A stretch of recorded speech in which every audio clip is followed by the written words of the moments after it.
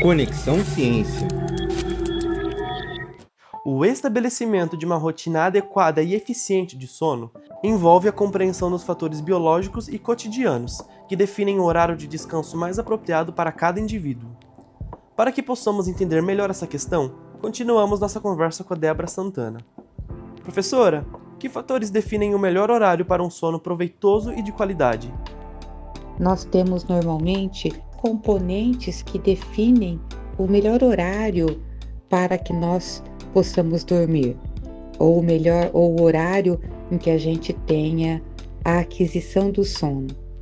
Estes componentes são componentes endógenos, internos da pessoa, e componentes exógenos ou externos à pessoa.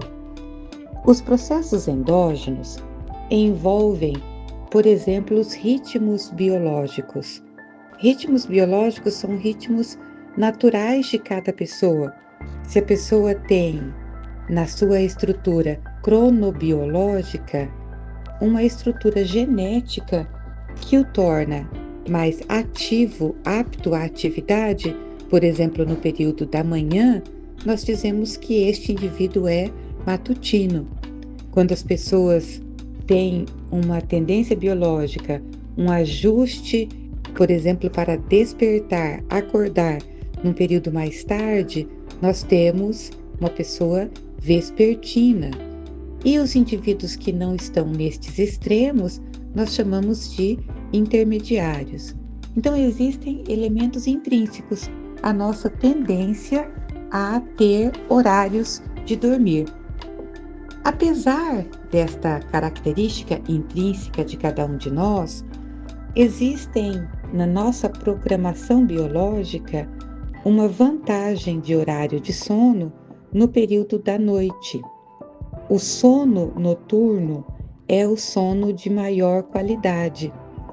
Por quê? Porque nós dependemos da produção e liberação de um importante hormônio chamado melatonina. A melatonina é especialmente produzida pela glândula pineal, uma glândula localizada dentro do cérebro, no epitálamo do cérebro.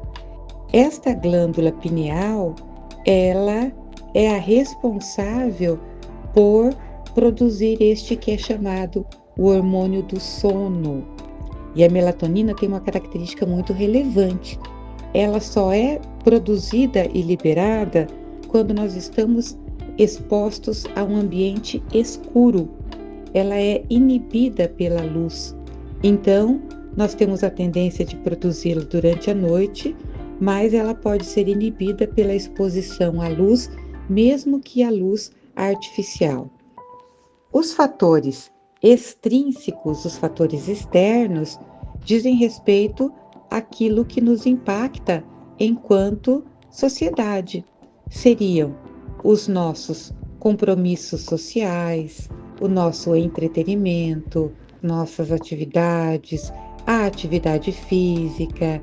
Tudo isso constitui elementos que são externos ao nosso corpo e que vão dirigir também o horário de nosso sono, nossa escolha de horários para se deitar, e tudo isso faz parte do processo extrínseco de controle do sono.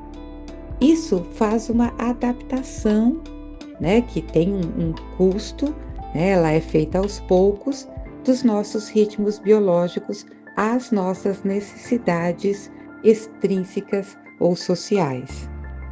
No período das férias, em que nos desprendemos de alguns compromissos que marcam nossa rotina habitual, é comum que o horário dedicado ao sono acabe sofrendo alterações que o deixam desregulado, gerando posteriores problemas de adaptação à rotina convencional. Professora Débora, qual é a importância de se regular o horário do sono, tanto nas férias quanto nos dias úteis? Quando nós alteramos essa nossa adaptação do ritmo biológico, por exemplo, de segunda a sexta-feira, a gente gostaria de acordar às 11 da manhã, mas como trabalhamos ou estudamos às 7, a gente levanta às 6 da manhã. E a gente vai adaptando esse nosso ritmo a essa nova condição.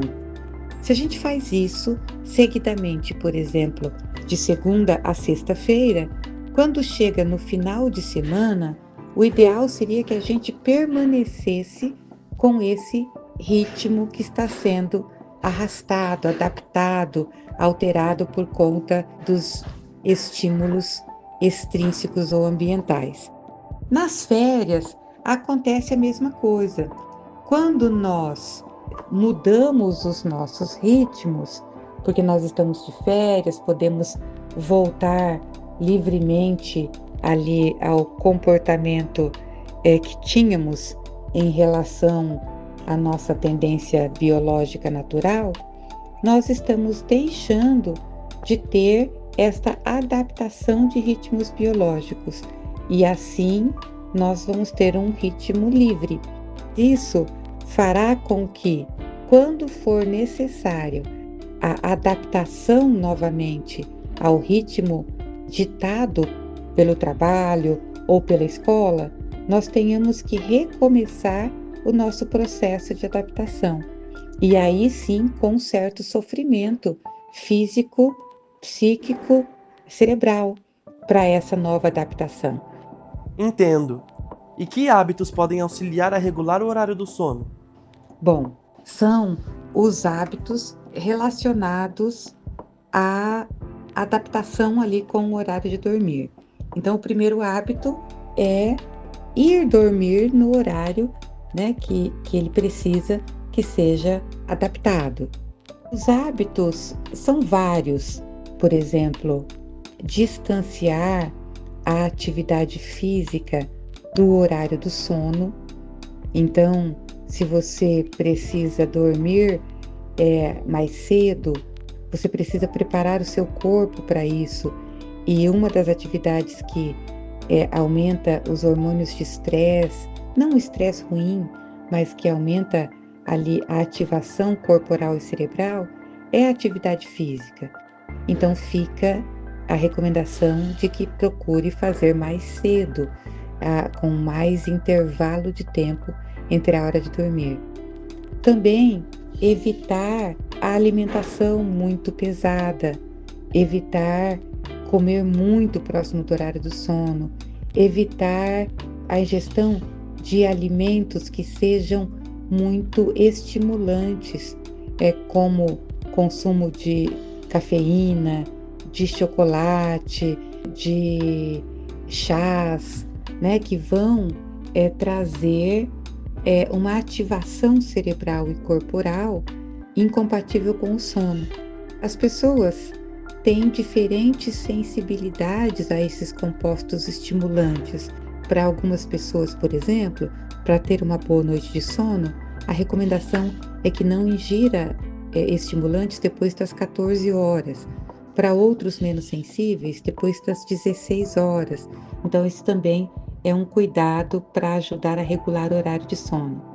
Um outro cuidado é o cuidado da redução da exposição a telas.